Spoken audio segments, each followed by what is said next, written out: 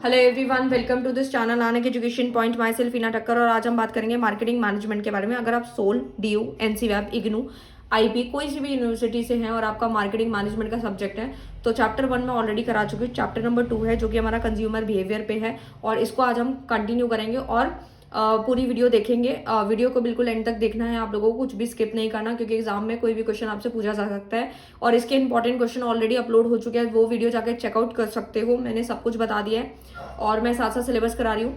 और आओ फटाफट स्टार्ट करते हैं मार्केटिंग मैनेजमेंट। ठीक है, तो सबसे पहले कंज्यूमर बिहेवियर का हमारा जो चैप्टर है वो क्या कहता है। तो कंज्यूमर बिहेवियर की एक डिफाइन लिखी है मैंने, refers to the study of how individual customer group और organisation select, buy, use, dispose ideas, goods and services to satisfy the needs and wants. इसका मतलब क्या हुआ, इसका सिंपल सा मतलब है, देखो कंज्यूमर बिहेवियर। तो कंज्यूमर बिहेवियर से हम लोग क्या समझते हैं।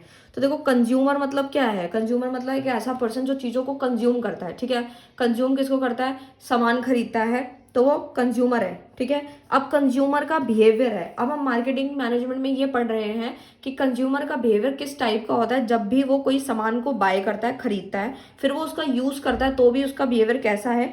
फिर अगर वो उसको डिस्पोज कर देता है, अपने आइडियाज किसी के साथ शेयर करता है, मतलब चीज़ों को वो लाया, उसने यूज़ किया, फिर उस सामान को फेंक दिया या खत्म हो गया, ये जो सारी चीज़ें हैं, तब उसके बिहेवियर में चेंज जो आता है। या फिर अगर वो कोई चीज़ को सिलेक्ट करता है, बाय करता है, तो उसके बिहेवियर किस टाइप के रहते हैं, तो वही हमारा कंज्यूमर बिहेवियर होता है। तो यहीं पे लिखा है कि कैसे एक इंडिविजुअल या कस्टमर या ग्रुप भी है बहुत सारा, या ऑर्गेनाइजेशन भी है, जब किसी सामान को खरीदती है, यूज़ करती है, फिर वो प्रोडक्ट खत्म हो जाता है या वो सर्विस खत्म हो जाती है। जरूरी नहीं हम गुड्स की बात करें, सर्विसेज भी आती है क्योंकि सर्विसेज भी हम बाय करते हैं। जैसे हम लोगों को, मैं बेस्ट एग्जांपल देती हूँ आप लोगों को सर्विस का। आप किसी डॉक्टर की सर्विस लेना चाहते हैं या किसी चार्टर्ड अकाउंटेंट की सर्विस लेते हो आप लोग। ठीक है, जैसे ऑर्गेनाइजेशन वगैरह तो चार्टर्ड अकाउंटेंट की सर्विस लेगी। ठीक है, उन लोगों को अपने अकाउंट्स के लिए चेक करने के लिए चार्टर्ड अकाउंटेंट चाहिए ही होगा। या फिर आप एक डॉक्टर का सिंपल सा एग्जाम्पल, ये जो मैं एग्जाम्पल्स बता रही हूँ ना, ये बुक के अंदर आपको मिल भी सकते हैं, नहीं भी मिल सकते, बट मैं डेली लाइफ एग्जाम्पल्स देती हूँ और ऐसे बताती हूँ ताकि आप लोग जो आसपास चीजें देख रखी है ना अपने, तो आपको इजिली वो टॉपिक समझ में आया, आप उससे रिलेट कर पाएंगे। और ये एग्जाम्पल अपने एग्जाम में बना के भी लिख सकते हैं आप लोग।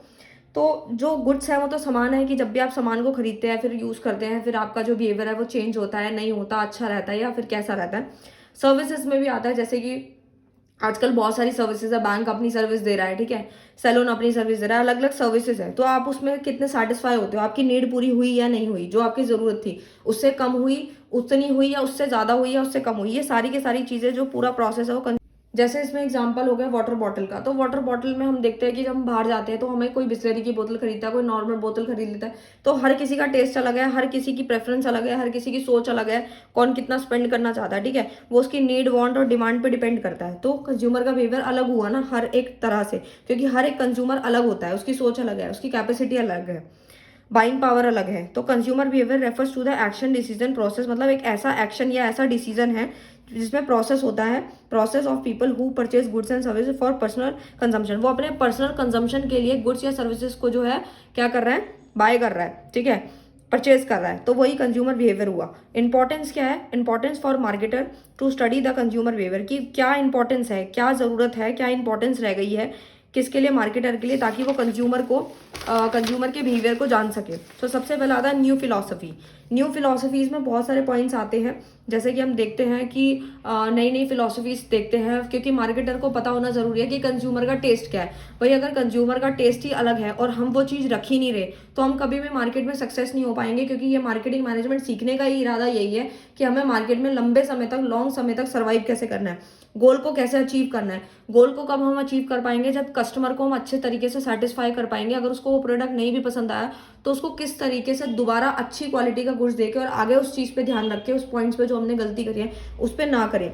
Help dealer and salesman, salesman और डीलर को भी मदद करना ताकि वो भी उस चीज़ों में आगे बढ़ सके और एक अच्छी क्वालिटी या एक सर्विस प्रोवाइड कर सके। बेटर मार्केटिंग प्रोग्राम्स वगैरह होते हैं जिसमें वो बहुत सारी स्ट्रैटेजी सीखते हैं। कंपटीशन वो तो वेरी मस्ट है, क्योंकि कंपटीशन आजकल हम देखते हैं कंपटीशन कितना ज़्यादा हाई लेवल पे बढ़ गया है ना। आप ये सोचो कि अगर यहाँ पे एक दुकान है, ठीक है, यहाँ पे मान लीजिए कोई फास्ट फूड की शॉप है, फास्ट फूड की, ठीक है, अब बगल में क्या है, बगल में भी बहुत सारी फास्ट फूड की शॉप खुल गई। ठीक है, आप सोचो कस्टमर को ऑप्शन मिल गया, अगर यहाँ पे दुकानें नहीं है तो कस्टमर को पता है यहीं से ही लेना पड़ेगा। ठीक है, बट जब यहाँ पे इतनी सारी खुल गई हैं, अगर इन्होंने रेट कम कर दिए, अपने प्राइस कम कर दिए, और क्वालिटी भी ये लोग बहुत अच्छी डील कर रहे हैं, राइट, और इनका बोलने का वे अच्छा है, तो आप समझ सकते हो कि किस तरीके से चीजें हो रही है। ये जस्ट एग्जाम्पल है, आप जरूरी नहीं यही एग्जाम्पल, तो एग्जाम्पल बहुत तरह तरह के हैं, वो आपके ऊपर डिपेंड करता है आप कौन सा डालते हैं। तो कंपटीशन क्या है, बढ़ गया है। कंपटीशन बढ़ने की वजह से आज के टाइम पे जो कंज्यूमर है वो कंजम्पशन करने से पहले 100 बार सोचता है। क्यों सोचता है? क्योंकि उसको अच्छे से पता है उसका बिहेवियर, मूड चेंज क्यों हो रहा है आज के टाइम पे, क्योंकि उसके पास बहुत सारे ऑप्शंस हैं। जब हमारे पास ऑप्शंस नहीं होते तो हमें पता है कि हाँ ठीक है, अगर इसने दो चीज ठीक नहीं भी दी तो भी बंदा मजबूरी वही प्रोडक्ट ही लेगा, ठीक है। लेकिन जब ऑप्शंस हैं और क्वालिटी अच्छी मिल रही है, प्राइस भी कम है, तो यहाँ पे कंपटीशन बढ़ जाता है। Creation and re attention of consumer. आप ये सोचो कि जब तक हम कंज्यूमर को, कस्टमर को री अटेंशन नहीं देंगे, उसको क्रिएट करना नहीं सीखेंगे, तब तक हमारी जो कंज्यूमर का बिहेवियर है वो आगे नहीं बढ़ पाएगा। क्योंकि हमने कंज्यूमर को बिहेवियर को जानने के लिए ये सारी चीजें कर रहे हैं हम लोग। बेसिकली कंज्यूमर को अटेंशन देनी है, री अटेंशन देनी है, क्रिएट कैसे करेंगे? आप ये सोचो कि एक बार एक कस्टमर आ गया इसकी शॉप पे, फास्ट फूड की शॉप पे, जो कि दुकानें ये चलो ठीक है और भी हैं, लेकिन कस्टमर मान लो सबसे ज्यादा इसके पास है। ए फास्ट फूड नाम रख लो, इसका बी रख लो, इसका सी, और इसका डी, और इसका ई। तो इसके बाद कस्टमर बहुत सारे थे, बहुत सारे कस्टमर्स थे, ठीक है। बट अब मान लो कि इससे हो सकता है कि इसने मिसबिहेव कर लिया हो बीच में किसी से, या कुछ और प्राइजेस एकदम ही बढ़ा दी हो, ठीक है। तो इसने जो है कस्टमर को अटेंशन ही नहीं दी। वो बोलते हैं कि प्राइस कम करो, ये बिल्कुल ही इग्नोर कर देता है, अच्छे से बात नहीं करता, या बहुत सारे रीजंस हैं। तो ये सारी जो स्ट्रैटेजीज हैं वो सारी खत्म हो जाएंगी। वो कंज्यूमर के बिहेवियर को जान ही नहीं पा रहा, वो तो बस अपने ही अंदाज में है कि नहीं मैं तो बस वैसे ही बात करूंगा, है ना। तो ऐसे ही बी और सी हैं जो बहुत अच्छे से कस्टमर को डील करते हैं, बहुत अच्छे से बिहेव करते हैं, क्योंकि कस्टमर को अटेंशन दे रहे हैं और उनसे पूछ भी रहे हैं कि इफ अगर आपको टेस्ट अच्छा नहीं लग रहा तो आप बोल सकते हो कि कमी कहाँ पर है। कुछ ऐसे भी होते हैं जो पूरी अटेंशन देते हैं, आप देखते हैं कि उस पर लाइन लगी रहती है, मतलब, ठीक है। तो ये सारी चीजें हैं। मैं कह रही हूँ 100% तो कोई सेटिस्फाई नहीं कर पाता किसी भी बिजनेस के अंदर, बट हाँ डिपेंड करता है ओनर पे और मैनेजमेंट पे डिपेंड करता है किस तरीके से डील कर रहे हैं। सो मैंने आपको पूरा का पूरा बता दिया विद एग्जांपल, और भी एग्जांपल आप ऐड ऑन कर सकते हैं, राइट। अब कौन कौन से फैक्टर होते हैं जो इफेक्ट करते हैं हमारे कंज्यूमर के बिहेवियर को? आप ये सोचो कि एक कंज्यूमर जब होता है ना, बहुत सारी सर्विसेज लेता है और बहुत सारे गुड्स लेता है, सामान भी लेगा, सर्विसेज भी लेगा, तो वो सारे फैक्टर उसके माइंड में कब कब आते हैं और कब कब कौन सी चीज इफेक्ट करता है। तो मैं एक छोटा सा एग्जांपल दूंगी, आपको पूरा ये चार्ट समझ आ जाएगा, मतलब बोरिंग नहीं लगेगा कि ये क्या ही समझा दिया। पहले एग्जांपल, उसके बाद ये आएंगे, फिर एक और एग्जांपल समझेंगे। आप बस इतना समझो कि कोई भी कंज्यूमर जब होता है, जब फॉर एग्जांपल अब मैं इसमें एग्जांपल लेती हूँ ग्रेजुएशन का एग्जांपल बार बार लूंगी, क्योंकि आप लोग अभी ग्रेजुएशन कर रहे हैं तो बहुत अच्छे से रिलेट कर पाएंगे मेरे हिसाब से, ठीक है। मैं इसमें मास्टर डिग्री का भी एग्जांपल नहीं ले रही हूँ क्योंकि आप लोग ग्रेजुएशन में ही हैं। तो ग्रेजुएशन जैसे कि जब आप ये सोचो, जब आपका 12th हो गया था, 12th होने के बाद आपने सोचा कि भाई अब हमें ग्रेजुएशन में क्या करना है, मतलब बीकॉम करनी है, बीए करनी है, बीटीएस करना है, बीबीए, बीकॉम, बीबीए, ठीक है, या बीसीए, बहुत सारे बीएड, बहुत सारे ऑप्शंस हैं, ठीक है। तो ये सारे जो ऑप्शंस हैं ये आपने कैसे सोचे होंगे? तो आपने कुछ तो डिसाइड किया होगा ना, मतलब आपने ये डिसाइड कर लिया कि आपको बीकॉम करनी है, ठीक है। सपोज आपने बीकॉम कर ली, मैं बीकॉम का एग्जांपल लेके कंटिन्यू करूंगी क्योंकि आप लोग बीकॉम कर रहे हैं, राइट। तो जो बीकॉम वाले स्टूडेंट हैं या बीबीए वाले स्टूडेंट, उन्होंने पहले डिसाइड कर लिया कि हमें बीकॉम करनी है, क्योंकि हमने 11th-12th में कॉमर्स ली थी। अब हमने कॉमर्स ली थी तो हम आगे कंटिन्यू कर रहे हैं अपनी लाइन को, इसलिए हम बीकॉम कर रहे हैं, ठीक है। कुछ बच्चों का हो सकता है मन ना भी हो बीकॉम करने का, पढ़ाई हार्ड लग रही हो, लेकिन मजबूरी जो है बीकॉम की तरफ ले आई, चलो ठीक है, डिसाइड कर लिया, अपनी लाइन को कंटिन्यू कर रहे हैं, बहुत अच्छी बात है। बट जब बीकॉम सोचा तो आपने बीकॉम के आपके बहुत सारे ऑप्शन आ रहे थे जी, कौन से कॉलेज से करें। सबसे पहले तो दिमाग में यही फितूर रहता है कि सबके माइंड में रहता है और रहना भी चाहिए, दिल्ली यूनिवर्सिटी में एडमिशन मिल जाए रेगुलर कॉलेज में। मतलब मैं सबका नहीं बोल रही, जिनको प्रोफेशनल कोर्स करना है वो तो डिस्टेंस से ही करेंगे, बट मोस्टली सबका सपना होता है कि वो दिल्ली यूनिवर्सिटी में रेगुलर में उनको एडमिशन मिल जाए, वो भी मॉर्निंग शिफ्ट में, ठीक है। तो सीयूटी वगैरह क्रैक करा, हुआ नहीं हुआ, चलो मान लो नहीं हुआ सपोज, ठीक है, आपका एंट्रेंस क्लियर नहीं हुआ, उसके बाद आपको पता लग गया जी बीकॉम में तो एंट्रेंस हुआ ही नहीं हमारा, ठीक है। तो अब क्या है, हमारे पास कौन से ऑप्शन बचते हैं कि सीयूटी नहीं हुआ, अब हमारे पास कौन से ऑप्शन बचेंगे जी? हमारे पास या तो इग्नू का बचता है, बहुत सारे बच्चे जाते हैं इग्नू के अंदर, या फिर आप लोगों के पास मतलब ये नॉन कॉलेजेट का ऑप्शन होता है, एनसी वैब का होता है, ठीक है, मतलब एक ड्यू का जो है वो नॉन अटेंडिंग कॉलेज वाला ऑप्शन है, या फिर आपके पास एमडीयू का ऑप्शन बचता है, या फिर अदर कोई सी भी यूनिवर्सिटी आप देखते होंगे, तो सबसे पहले आप डीयू या इग्नू की तरफ देखते होंगे। ठीक है, तो आपने मतलब क्या किया, या फिर कोई और भी कॉलेज है, एमईटी कॉलेज है, रेगुलर अगर करना चाहते हैं तो मतलब मेरा कहने का सिंपल सा मतलब यही है कि आपने सबसे पहले कॉलेज देखना है। कॉलेज देखा आपने, जैसे ही आपका कॉलेज सिलेक्ट होता है फिर आप देखते हो उसमें क्या प्रोग्राम है, क्या फैसिलिटीज है, जॉब वगैरह का ऑप्शन आगे मिलेगा नहीं मिलेगा, कितना पैकेज मिलेगा, क्या वैल्यू है नहीं है, ये सारी चीजें जो है ना कंज्यूमर बिहेवियर पे ही डिपेंड करती है और ये सर्विसेज का ही पार्ट है कि अगर आप पहले कॉलेज को सिलेक्ट करना है, सारी चीज़ आगे सीखेंगे।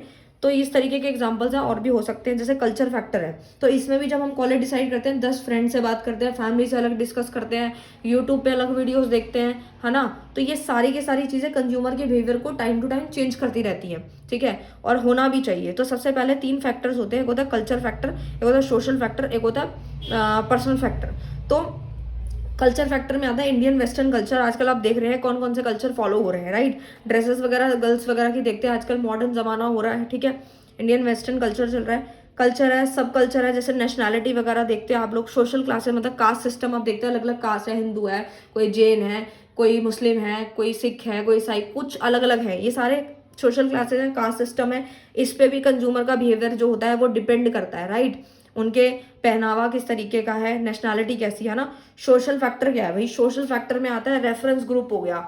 ठीक है, रेफरेंस ग्रुप में आता है रेफरेंस कि हम लोग कुछ ग्रुप्स होते हैं जो रेफर करते हैं। सोशल का मतलब ही क्या है, सोसाइटी से है। ठीक है, क्या मतलब है, सोसाइटी से। सोसाइटी में क्या आता है, सोसाइटी फैक्टर भी हमारे कंज्यूमर बिहेवियर को रिलेट करते हैं, जैसे फैमिली, रोल, स्टेटस। अब आप ये सोचो कुछ चीज़ें ऐसी होती है जो फैमिली डिसाइड करती है। अब फैमिली कैसे डिसाइड करेगी, आप ये सोचो, ये ग्रेजुएशन वाला एग्जाम्पल फैमिली में चलेगा। आपने कभी ऐसा देखा है किसी बच्चे ने अपनी फैमिली से बिना डिस्कस किए खुद ही एडमिशन ले लिया, खुद ही सब कुछ कर लिया हो। भले ही पेरेंट्स पैसे दे रहे हैं, जिनके पेरेंट्स इतने ज़्यादा एजुकेटेड नहीं भी हैं, तो भी वो अपनी फैमिली से हर एक बात शेयर करते हैं कि हम इस कॉलेज में लेंगे, इसकी ये वैल्यू है। अगर पेरेंट्स को नहीं भी पता होता तो भी बच्चा बता के एक राय लेना चाहता है फैमिली से। ठीक है, तो वो भी तो सोशल फैक्टर का ही पार्ट है। कुछ ग्रुप्स हैं जो कि हम अपनी फैमिली फ्रेंड, ये सारे सोशल, ये वाला एग्जाम्पल सोशल वाले में चलेगा, सोशल फैक्टर में चलेगा। ठीक है, पर्सनल फैक्टर में क्या आता है, age state in life cycle.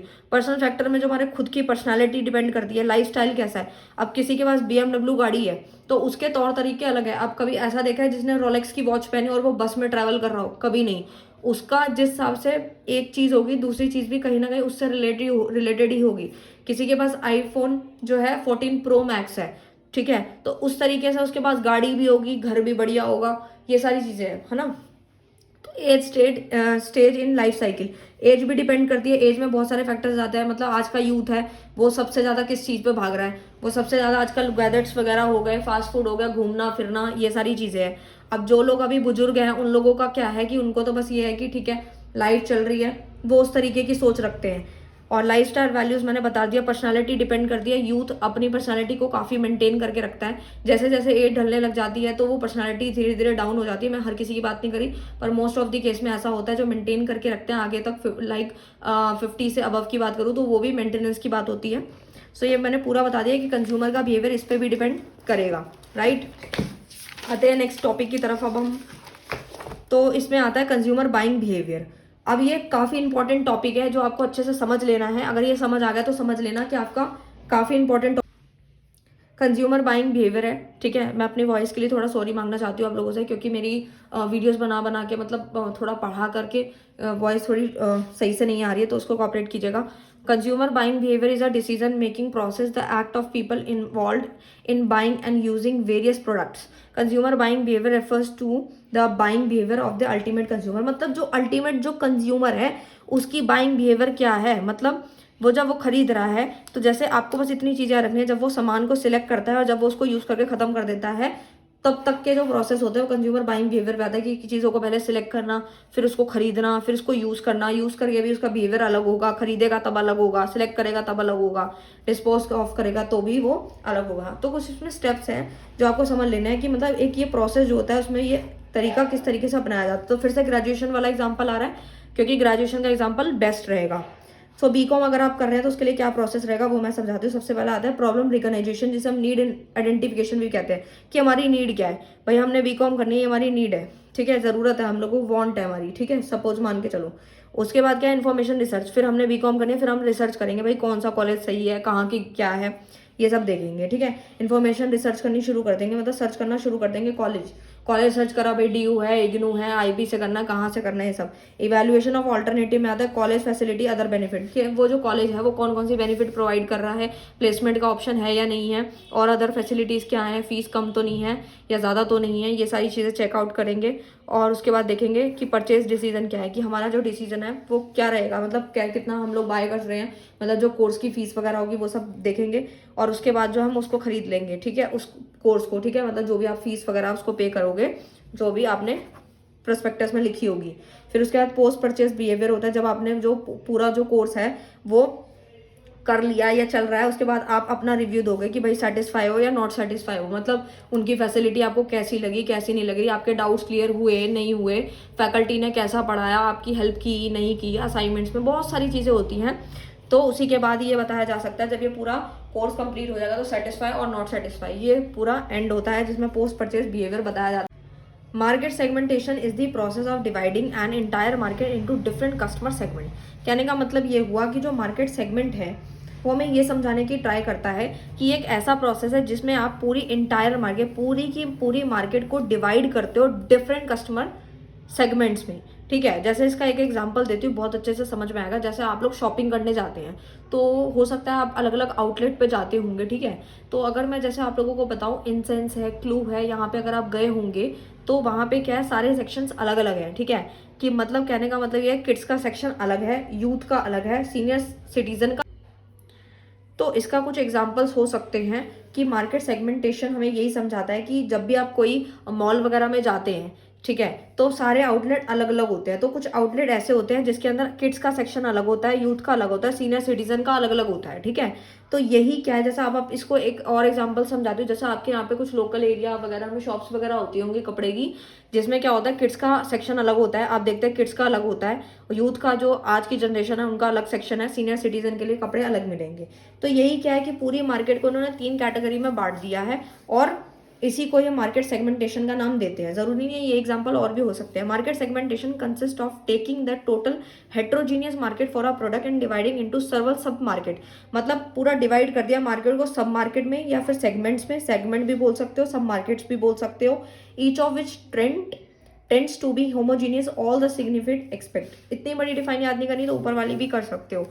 तो इंपॉर्टेंस क्या है मार्केट सेगमेंटेशन के, तो सबसे पहला the manufacturer is an better position to find out and compare the marketing potential of his product. यानी कि वो हमें ये समझाना चाहते हैं कि भाई मार्केट सेगमेंटेशन करने से क्या पता लगता है कि जब भी मान लो, मैं एक ही एग्जांपल में आपको सब समझा देती हूँ। जैसे मान लो किड्स है, किड्स का ज़्यादा सेक्शन अच्छा चल रहा है या यूथ का ज़्यादा अच्छा चल रहा है। वैसे तो यूथ का और किड्स का सेक्शन काफ़ी अच्छा चलता है, ये भी ऐसी कोई बात नहीं है, बट वो जो क्वालिटी है वो किस में सबसे अच्छी डील कर पा रही है। तो ये मार्केट सेगमेंटेशन यही बताना चाहता है कि मैन्युफैक्चरर को बेटर पोजीशन जानने के लिए ये सारे प्रोडक्ट को वो कंपेयर कर सकता है कि सबसे ज़्यादा जो है पोटेंशियल किस में आ रहा है, सबसे ज़्यादा प्रॉफिट मार्जिन किस में रह रहा है। And the organization could allocate its appropriate effort in the most useful result, ताकि उसको अच्छे रिजल्ट्स मिल सके। अब ये मान लो कि वो हर चीज़ में डील कर रहा है और मान लो कि किड्स के इतना अच्छा सेक्शन नहीं चल रहा, तो वो ये भी तो कर सकता है, बट यूथ का अच्छा चल रहा है तो वो किड्स का हटा के यूथ में ज़्यादा अच्छा करने लग जाए, है ना। Changes require may be study and implemented without losing market, ये भी पॉइंट ऐड ऑन कर सकते हैं हम लोग। Appropriate timing for the introduction of new product, advertising etcetera. और कभी कभी आप लोग देखते होंगे अपने आसपास भी, वो जिनका आउटलेट की बात कर रही हूँ, वो पहले कुछ में डील करते थे, लेकिन मान लो कि वो पहले यूथ में करते थे, फिर वो किड्स में भी करने लग गए, है ना। तो अलग अलग मार्केट का अलग अलग एग्जाम्पल है कि उन्हें एग्जैक्ट पता चल जाए कि वो कौन सी मार्केट में डील करना चाहते हैं या फिर किसको हटाना चाहते हैं और किसको ऐड ऑन करना चाहते हैं। अप्रोप्रिएट टाइमिंग्स क्या है for the introduction of new product. अगर वो कुछ नया प्रोडक्ट लाना चाहते हैं तो राइट टाइम क्या होगा, उसकी एडवर्टीजमेंट अच्छे से करें और इस तरीके से करें कि क्वालिटी बहुत अच्छी चली जाए और उनका जो सेक्शन है या फिर जो और सब सेक्शन है या उसका भी आगे फर्दर पार्ट है तो वो उसमें डील कर सके। फॉर एग्जाम्पल कि यूथ में वो लोग डील कर रहे थे जीन्स टॉप वगैरह में, ठीक है, लेकिन अभी वो जो है गर्ल्स की जो ड्रेसेस आती हैं उसमें भी डील करने लग जाए, राइट। ये सारी market segmentation can be done in the following basis पे होता है। सबसे पहला जोग्राफिकल सेगमेंटेशन होता है, एक होता है डेमोग्राफिक। डेमोग्राफिक मतलब एज हो गया, जेंडर, फैमिली, लाइफस्टाइल पे भी तो डिपेंड करता है ना कि वो कि एज कितनी है, एज के अकॉर्डिंग लोग कपड़े वगैरह पहनते हैं, तो इसमें आप ये वाला भी ऐड कर सकते हैं या फिर और जो भी प्रोडक्ट्स हैं।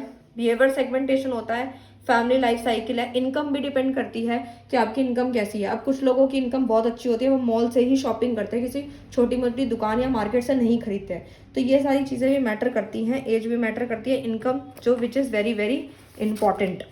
ठीक है, लास्ट ये हमारा है, उसके बाद ये जो चैप्टर है वो खत्म हो जाएगा। सेगमेंटेशन हमें क्या बताता है? सेगमेंटेशन हमें बताता है कि process of taking the total heterogeneous market for a product dividing into several sub markets में डिवाइड कर देना, in which tends to homogeneous all significant expect. तो देखो, different product have different basis for market segmentation. Market segmentation का कुछ different product होते हैं अलग अलग। जैसे मोबाइल फोन है, मोबाइल फोन में आजकल देख रहे हो आप सबसे ज़्यादा, ये तो मेरे को बताने की जरूरत ही नहीं है, ये आप लोगों को बहुत अच्छे से पता है।